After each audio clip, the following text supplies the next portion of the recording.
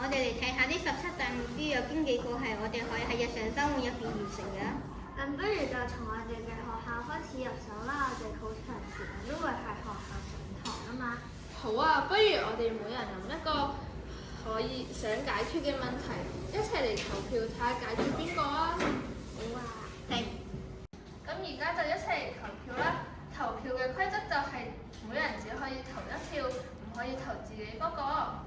咁第一個就係廁所衞生問題，邊個要投呢個？0票。咁第二就係遊樂設施太少，邊個要投呢個？1票。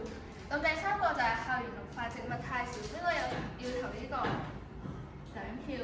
咁我哋要解決嘅問題就係校園綠化植物太少。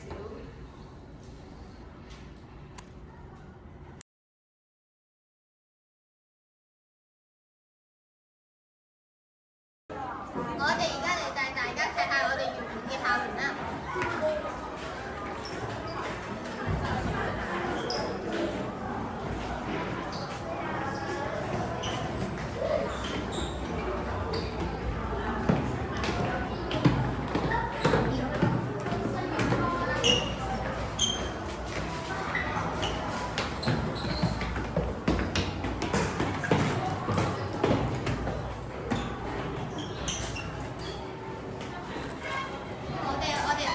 我哋原本嘅校園咧，係喺走廊同埋課室咧都係冇植物。大家可以見到咧，喺我哋嘅電腦室前面呢一個小區域咧，先有少少嘅植物。係咯，其實我哋成日都會喺課室度上堂，好少可以嚟到電腦室門口。不如我哋把植物種喺課室度啊！